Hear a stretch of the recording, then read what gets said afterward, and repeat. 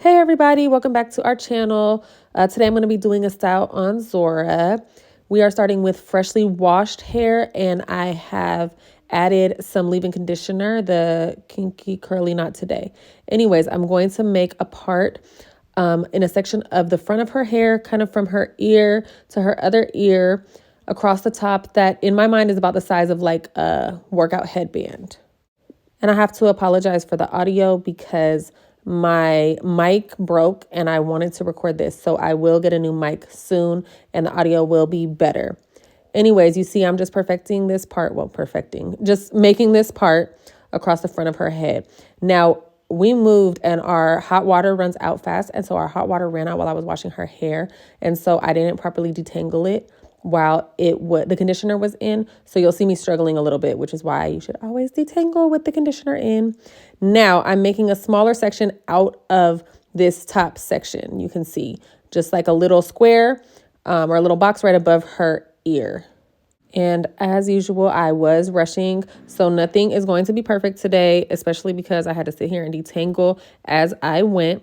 But what I'm going to do with this section is make a simple braid, and put some beads on the bottom.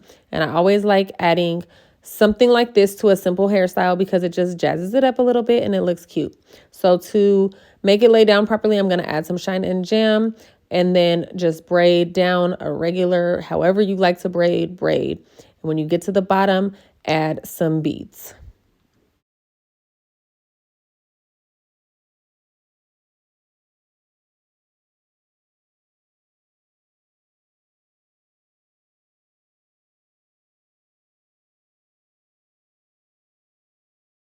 So Zora's hair and her ends are kind of dry and I think she needs a trim. So as I braid down, it gets tangled. And so I will oftentimes find myself brushing or combing it so that the braid stays neat as I go along.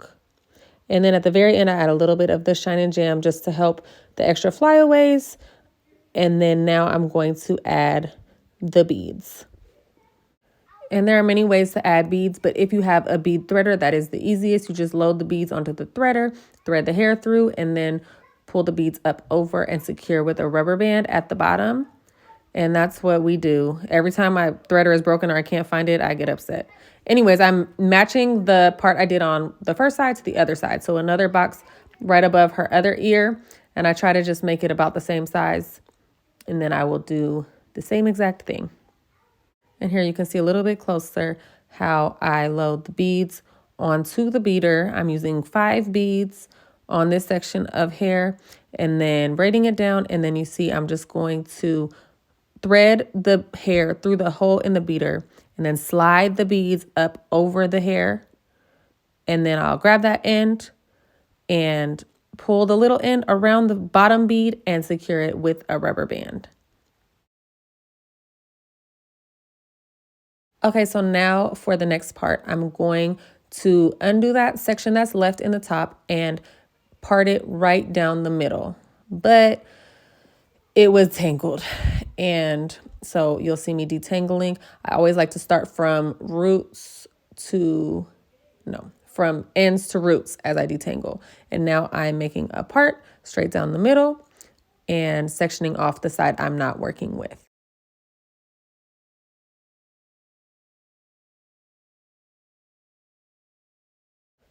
And now I'm going to add just a little bit more of the Shine and Jam product and French braid her hair, going from that little braid I had made first towards the middle of her head, towards that middle part.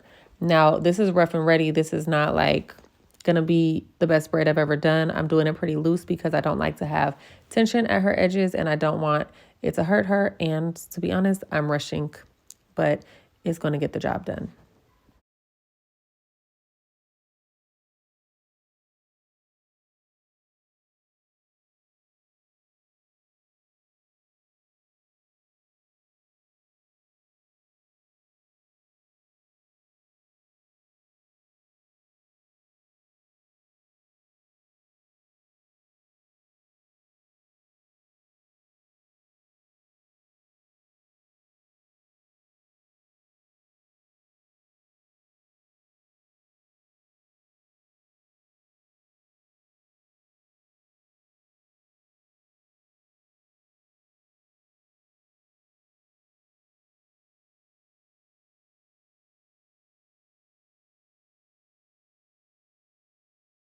And you already know I'm going to do the same exact thing to the other side. You see, I try to be patient while I'm detangling, and she's not crying, so it's not hurting.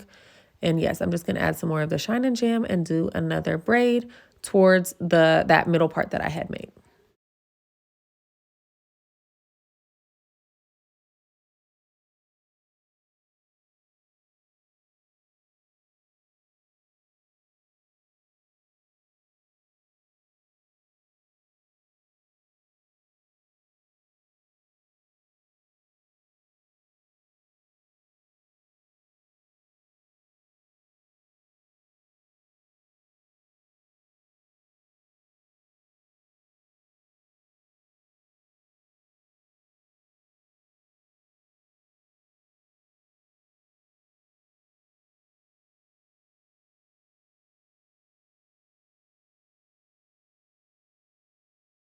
So I'm not going to really do anything with the ends of these braids. I'm going to leave them alone because I'll add them in later.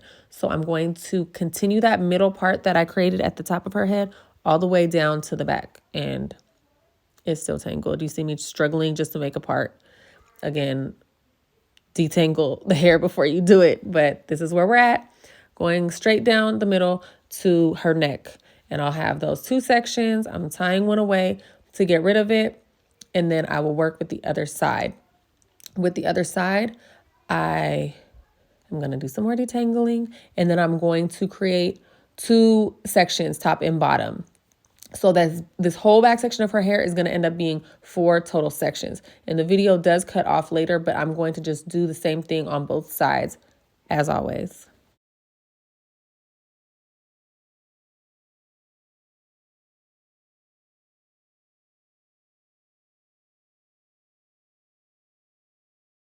Well, now that I've taken my sweet time detangling her hair, I'm going to create a part. Again, it's going to go from right around her ear towards that middle part that I created. So that's going to be the top section, and then what's left on the bottom will be the bottom section. And again, I will mirror it on the other side.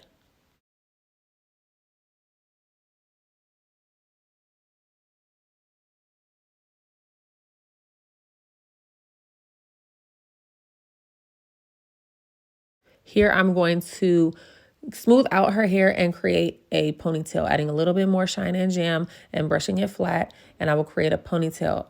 But instead of just making it that simple ponytail, I'm going to add in the braid from the other side. So these braids are going to crisscross into the opposite ponytails.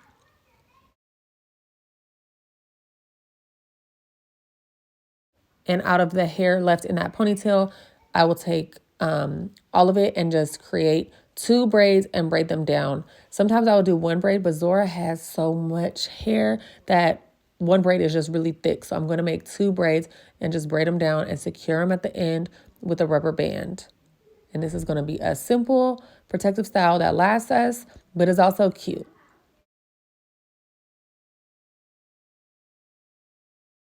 I'm going to be honest with you guys. I was kind of over recording and doing this style, especially because her hair was so tangled up. And so again, I didn't finish the video, but really you can see the point here. And then at the end, you'll see I just do the exact same thing with the section on the other side. And then the bottom 2 ponytails that are left, I make 2 more ponytails and braid those down as well. So in the end, you'll have the completed look, which is the 2 braids dangling down with beads, the 2 French braids going towards the middle and crisscrossing into those 2 ponytails up top, and then 2 ponytails in the back. And you'll see when we finish the final look, I really want you guys to tell me what you think. Thank you for being patient with our absence, and I will continue posting soon because I do hair every day. So I really appreciate your guys' support, and let me know what you think down in the comments. Thanks for watching.